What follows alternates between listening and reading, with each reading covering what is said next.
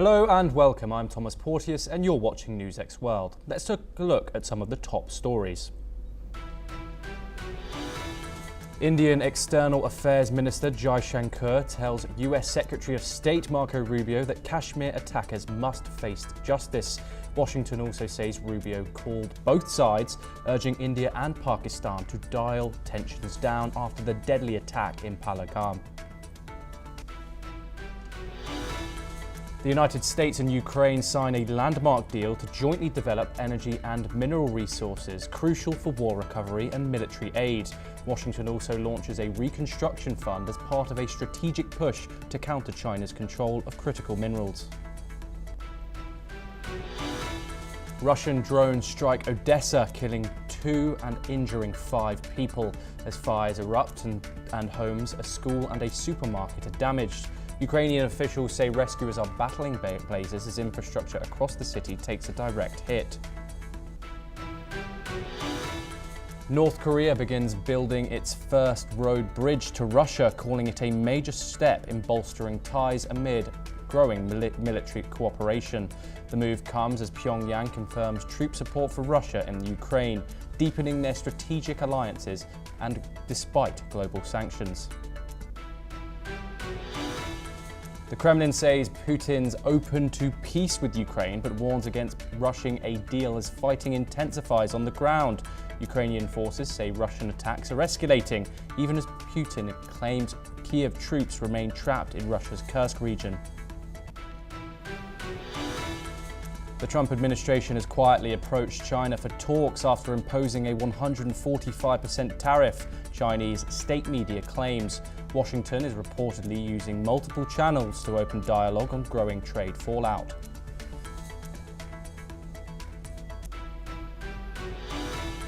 Israel carries out a strike in Syria against extremists attacking the Druze following deadly sectarian violence near Damascus. Syria rejects foreign intervention, claiming to protect all groups, including the Druze, amid the escalating conflict. US Defense Chief Pete Hegseth warns Iran of consequences for backing Houthi attacks, even as nuclear talks quietly resume. 3 rounds of indirect talks mediated by Oman aim to stop Iran from going nuclear while easing sanctions.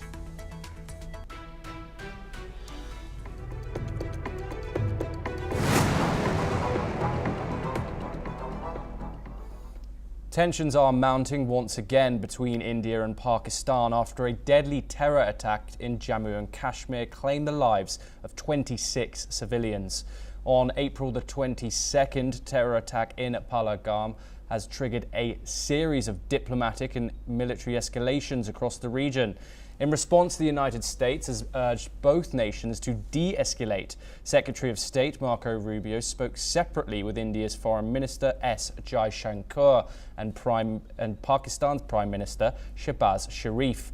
Rubio condemned the unconscionable attack and reaffirmed Washington's support to India in fighting terrorism, while urging Pakistan to cooperate with the ongoing investigation.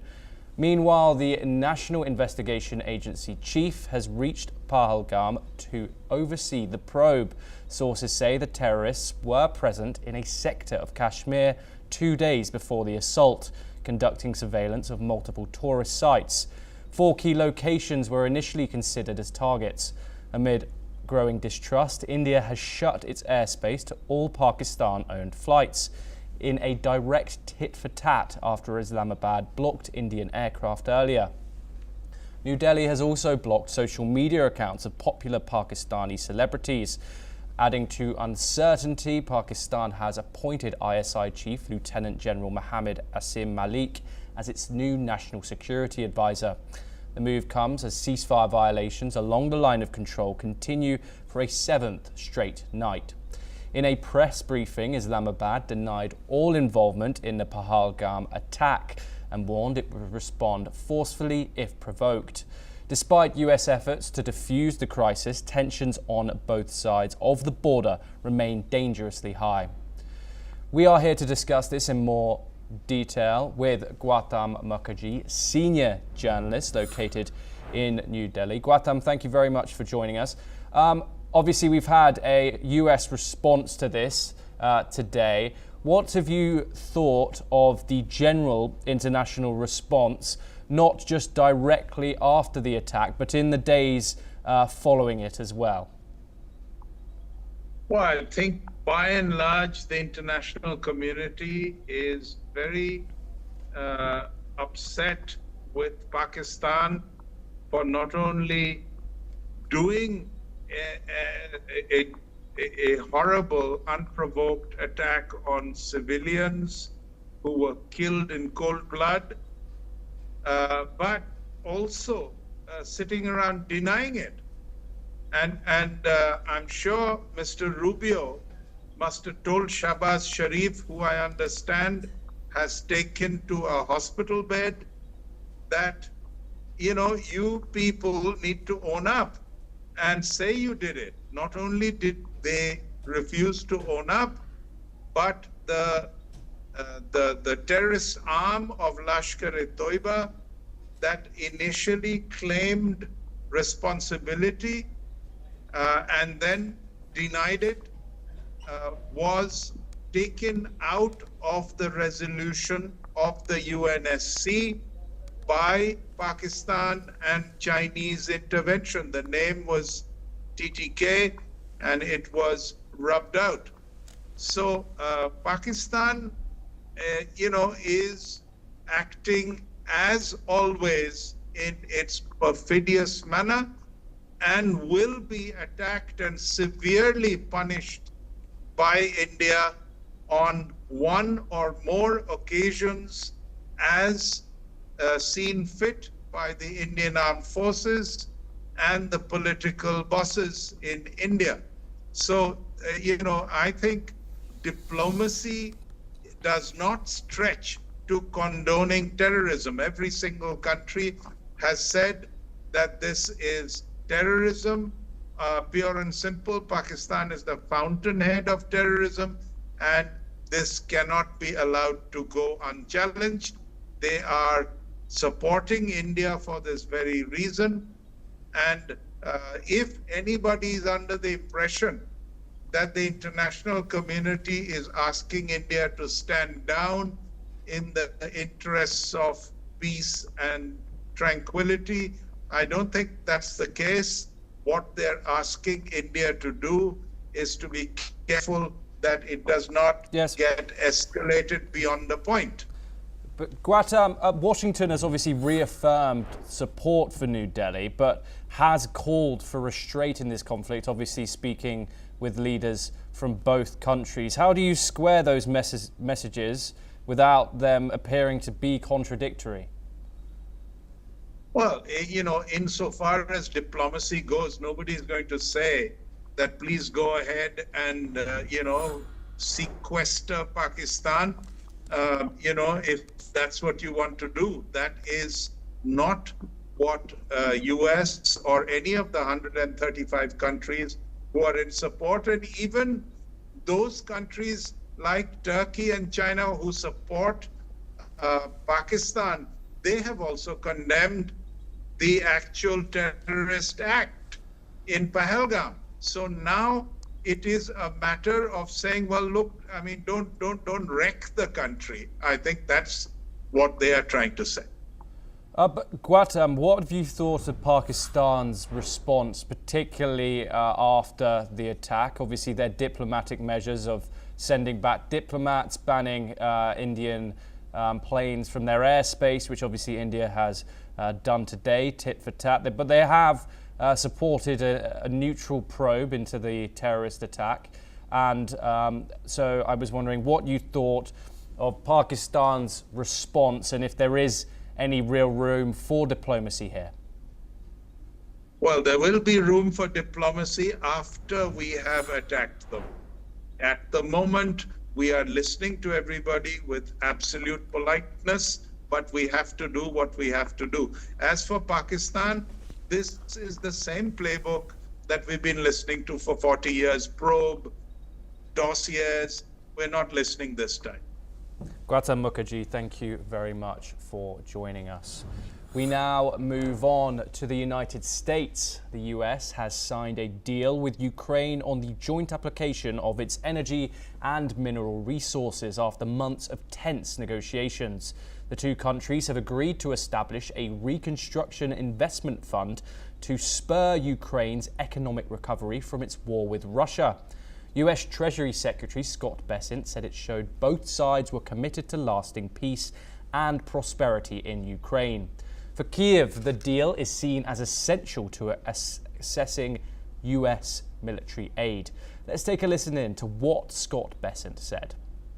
President Trump's tireless efforts to secure a lasting peace, I am glad to announce the signing of today's historic economic partnership agreement between the United States and Ukraine, establishing the United States-Ukraine Reconstruction Investment Fund. This partnership allows the United States to invest alongside Ukraine to unlock Ukraine's growth assets, mobilize American talent, capital, and governance standards that will improve Ukraine's investment climate and accelerate Ukraine's economic recovery. According to the statement from the US Treasury on Wednesday afternoon, the newly created US-Ukraine Reconstruction Investment Fund recognizes the significant financial and material support the US has given Ukraine since Russia invaded in February 2022. Ukraine's Deputy Prime Minister Lulio Savchenko, who flew to Washington to ink the deal on Wednesday, said in a post on X that the new fund would attract global investment to our country. Listing the deal's provisions, he said it would involve projects in minerals, oil and gas, although the resources would remain the property of Ukraine.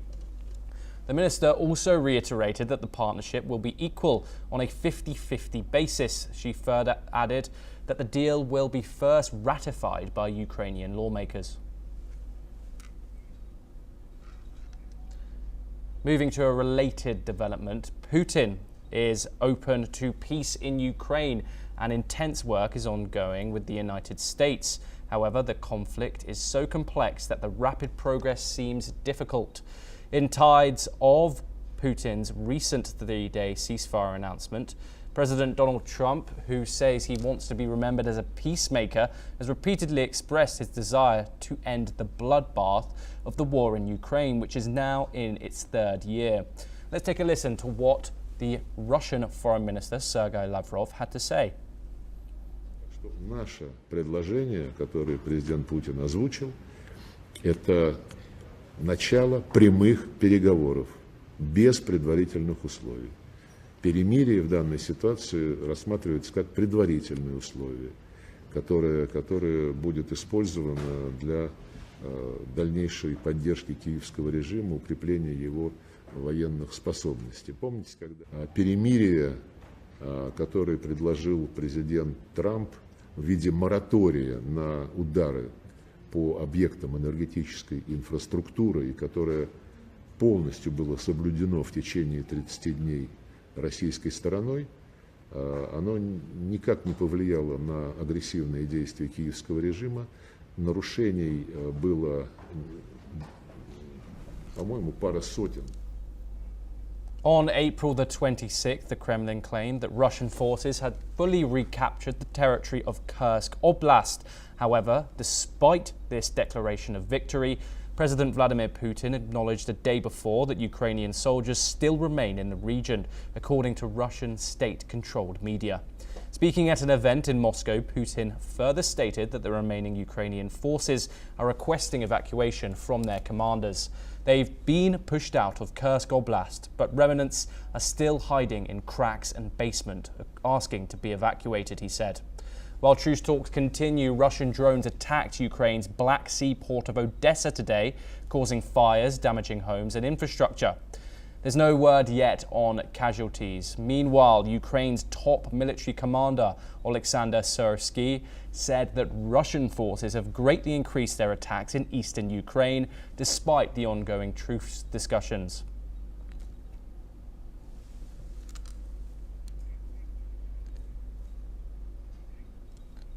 We now move over to the United States. Once again, President Donald Trump stated that the US has potential trade deals with India, South Korea and Japan, emphasizing that he's in no rush to finalize them.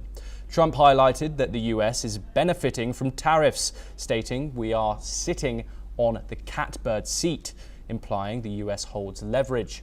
Tensions are simmering again between Washington and Beijing over tariffs. A Chinese state-linked outlet says the Trump administration is quietly reaching out to restart talks, despite public claims that Beijing must make the first move. The Post suggests it's the US showing more urgency as pressure builds at home over shrinking trade and a slowing economy. President Donald Trump, however, says he's not worried. Speaking at a cabinet meeting, he said China will eventually come around and that he actually wants China to succeed, but on fair terms. This comes as American shoppers start to feel the pinch from rising prices on Chinese imports, a side effect of Trump's steep 145% tariffs. We stay in the region once again where the US economy has unexpectedly shrunk for the first quarter of this year, as the nation's GDP contracted by 0.3%. This marks the first quarterly decline since 2022. A surge in imports, driven by stockpiling ahead of Donald Trump's new tariffs, is being blamed for the downturn. The US Commerce Department also pointed to a drop in consumer and government spending, while some economists say private investment could help rebuild the economy soon. President Trump is shifting the blame to his predecessor. Speaking at a cabinet meeting, Trump called the contraction Biden's economy, adding that the GDP decline reflected distortions from imports and government spending. Let's take a listen in to what the US President Donald Trump had to say. Core GDP, and this is, you probably saw some numbers today, and I have to start off by saying that's Biden. That's not Trump, because we came in on January, this is the quarterly numbers, and we came in and I was very against everything that Biden was doing in terms of the economy, destroying our country in so many ways, not only at the border was more obvious.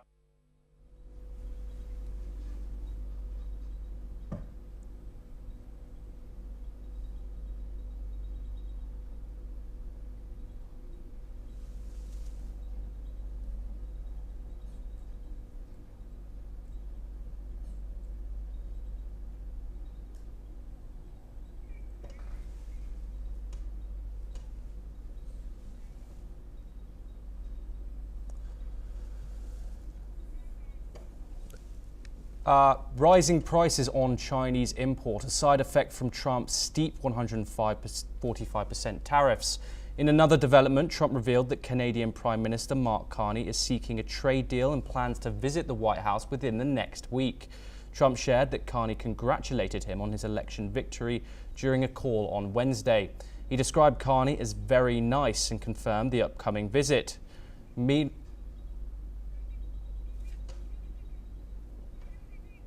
Meanwhile, Trump announced that a tariff wall will be imposed on pharmaceutical companies operating in the US after a set period.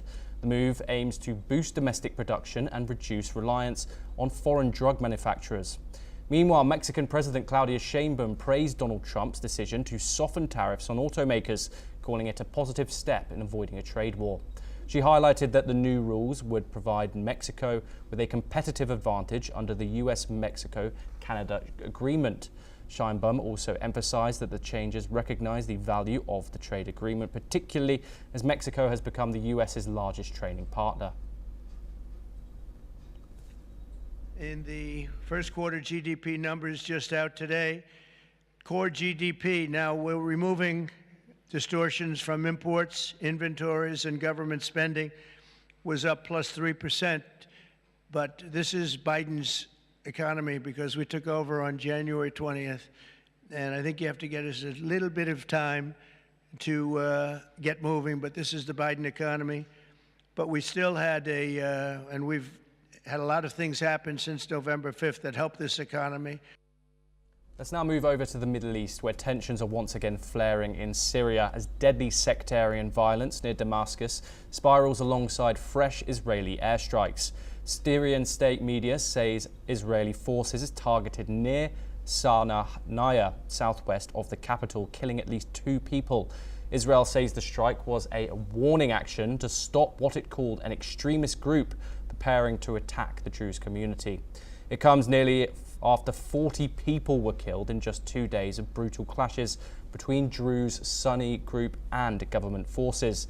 The violence, which began in Jaramana, was reportedly triggered by a voice message deemed offensive to the Islam religion.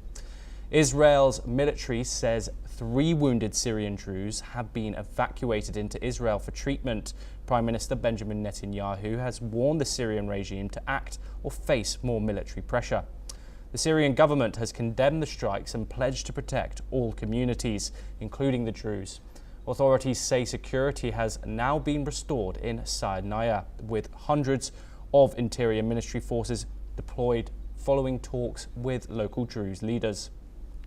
The government of Damascus suburbs says weapons must remain solely in the hands of the state to avoid further unrest. Let's take a listen in. لابد أن ينحصر السلاح بيد مؤسسات الدولة. غير هذا الكلام سينحصر السلاح مع مجموعات خارجة عن القانون غير منضبطة وسنعود لمثل هذه المشاكل. نحن بكل لقاء عم نأكد لابد أن ينحصر السلاح بيد مؤسسات الدولة حتى فعلا يتحقق السلم الأهلي بهذا المجتمع. The UN's envoy for Syria has called the situation unacceptable and warned of a dangerous escalation. Meanwhile, Turkey has called on Israel to immediately halt its aerial operations, and Lebanon's Druze leader has urged Syrian Druze to reject what he called Israeli interference. Israeli Prime Minister Benjamin Netanyahu is warning that wildfires burning near Jerusalem could soon reach the city, calling it a national emergency. As the fires rage on, Israeli soldiers have been deployed to battle the flames, which have already forced the closure of major roads, including the main highway linking Tel Aviv and Jerusalem. Thick smoke has blanketed the area and several communities have been evacuated. At least a dozen people have been hospitalized due to the fires. In response, Israel is receiving international assistance, with planes from Italy and Croatia expected to arrive soon to help combat the blazes. The Israeli military and emergency teams are working around the clock to contain the fire and protect Jerusalem. The Lebanese army has dismantled over 90% of Hezbollah's military infrastructure near the Israeli border, according to a security official. This move comes as a part of the November ceasefire agreement, which ended more than a year of fighting between Hezbollah and Israel. Under the UN-backed deal, Lebanese troops alongside UN peacekeepers were tasked with taking control of southern Lebanon and ensuring Hezbollah's withdrawal from the south of the Litani River. The Lebanese army has also secured key crossing points to prevent the transfer of weapons into the region. While Hezbollah has reportedly cooperated, pulling back its forces and dismantling infrastructure, Israel's continued occupation of 5 strategic border positions remains a sticking point in the full implementation of the ceasefire. Chinese Foreign Minister Wang Yi has called on BRICS nations to stand firm on principles and lead efforts to safeguard global fairness and justice in the face of homogenism. Wang emphasized strengthening global South cooperation and upholding multilateralism at the BRICS meeting in Rio de Janeiro, Brazil. He noted President Xi Jinping's visit to BRICS Group's new development bank on Tuesday, reaffirming China's support for the bank. China looks forward to the bank and the BRICS family advancing together on a path of modernization.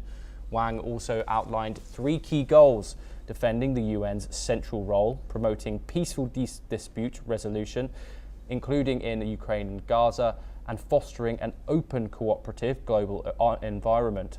He urged BRICS to remain inclusive and support the deeper integration of partner countries. Foreign ministers echoed concern over rising geopolitical tensions and protectionism, warning that reciprocal tariffs could destabilize global supply chains. They underscored the need to uphold multilateralism and the UN Charter to ensure stability and fairness in global governance. US President Donald Trump says he hasn't spoken with El Salvador's president about the return of Kilmar Albrado Garcia, who was mistakenly deported from Maryland. He told reporters at the White House that he doesn't know whether El Salvador would cooperate and he added that he's leaving the issue to lawyers. This comes after the Supreme Court ordered the administration to help facilitate Garcia's release. Here's what US President Donald Trump has said. I really don't know. I know that he's been a great friend of our country. He's gotten a lot less money than this would take from us if we were going to build these jails and do what he's doing. And they run a very professional operation. I don't know. I haven't spoken to him. I really leave that to the lawyers, and I take my advice from Pam and everybody that is very much involved. They know the laws, and we follow the laws exactly. Meanwhile, reports suggest US officials, including Secretary of State Marco Rubio, have reached out to Salvadorian authorities. However, President Bukele's government has declined to return Garcia. In another development, Ecuador's top security ministers have toured El Salvador's mega prison for gang members in Toluca. The visit is part of Ecuador's efforts to replicate El Salvador's hardline security model. Ecuador's interior and defense ministers have praised the approach and called for stronger regional cooperation against drug trafficking and terrorism. They also stressed the need for legislative reforms in Ecuador to mirror El Salvador's tactics. Here's what the Ecuadorian Interior Minister John Reinberg had said.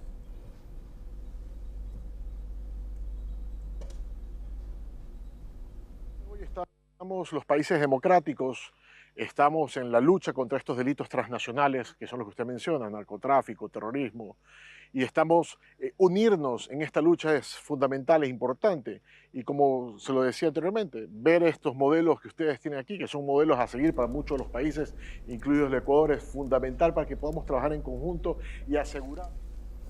In an effort to address the escalating conflict in the Eastern Democratic Republic of Congo, US President Donald Trump's senior Africa advisor, Masad Boulos, met with officials from the DRC, Rwanda, in Qatar. The M23 armed group, which has received reported military support from Rwanda, has made rapid territorial gains in the region since January.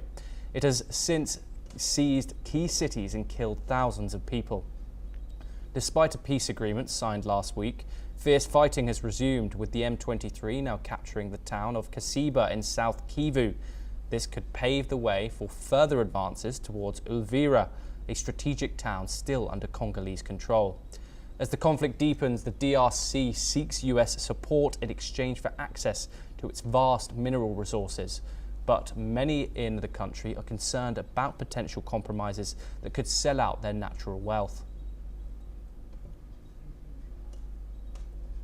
South Korea's presidential race has taken a major turn. The Supreme Court has overturned a lower court's decision that had cleared the top candidate, Lee Jae-myung, of breaking election laws. The court says Lee gave false information during a public event and has ordered a retrial at the Seoul High Court. Lee was first found guilty, then cleared in an appeal, but now, just weeks before the June 3rd election, he's facing another round in court. If found guilty again, he would be banned from running for office for 5 years, putting his candidacy in serious doubt. Lee represents the Democratic Party, which holds the majority in Parliament. According to opinion polls, Lee has been leading these opinion polls, with the election that was being called after former President Yoon Suk-yeol was removed from office for declaring martial law. The Supreme Court moved quickly on Lee's case, but didn't say when the retrial must happen. The lower court usually takes months, so it's unclear whether a final ruling will come before Election Day. With just over a month to go, this decision could shake up the race and the future of South Korean politics. South Korea's acting president, Han Duck-soo, has announced his resignation, clearing the way to enter the presidential race in the next month's snap election. Let's take a listen to what Han had to say.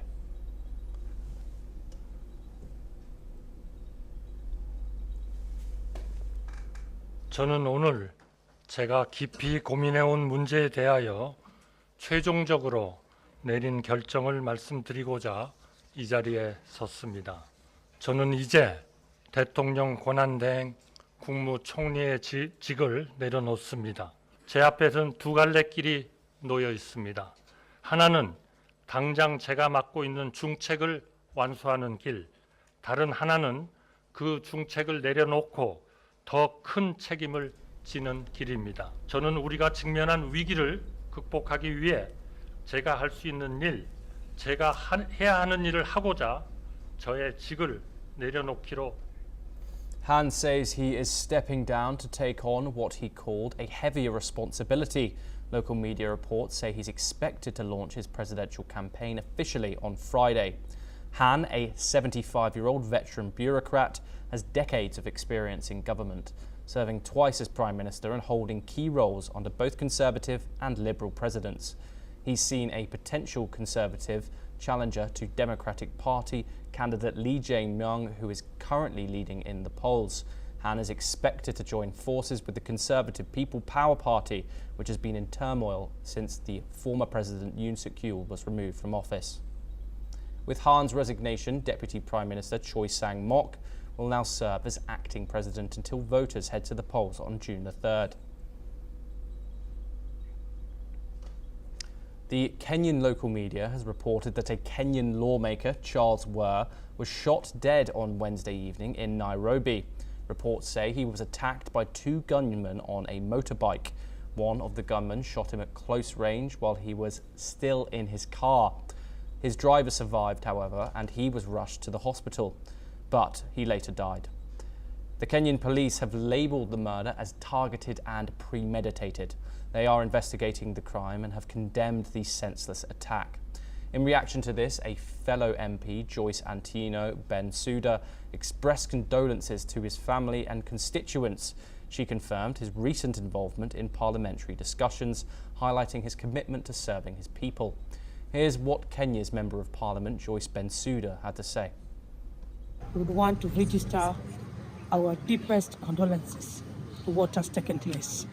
I want to confirm and inform the residents of the entire Homa Bay County and Kenya.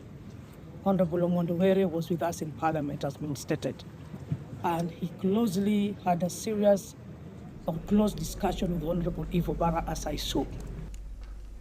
Moving over to the United States, a Columbia University student detained by US immigration authorities has now been released. Mohsen Madawi, a Palestinian-born student, walked free on Wednesday after spending 2 weeks in custody. He was arrested earlier this month during an immigration interview, targeted over his participation in pro-Palestinian protests. Madawi was born and raised in a refugee camp in the West Bank. A federal judge in Vermont ruled he could be released on bail and must not be deported while he challenges the Trump administration's efforts to remove him. The ruling marks a setback for the administration's wider push to deport international students involved in Gaza-related protests. Officials claim such actions threaten US foreign policy. Despite Madawi's release, several students remain behind bars. US immigration and justice departments have not yet commented. Let's turn to New Zealand now, where the capital Wellington was hit by its strongest winds in over a decade this morning, while a state of emergency was declared in parts of the South Island after 24 hours of heavy rain. Amid the floods, schools were shut and flights remained cancelled. Average wind speeds reach up to 87 kilometres an hour in Wellington, the strongest since 2013, while gusts south of the capital in coastal Bering Head touched 160 kilometres an hour, the government's forecaster said. The highest possible red wind warning has been put in place for Wellington, while a state of emergency was called in parts of the south of the island, including New Zealand's second largest city, Christchurch. Roads were closed in Wellington as waves overtopped several coastal roads, further dumping debris. No casualties were reported, however. The Wellington's Emergency Management Department asked people to stay indoors where possible and to secure outdoor furniture and trampolines. Well, that's all we have time for. We will continue to bring you more news updates from around the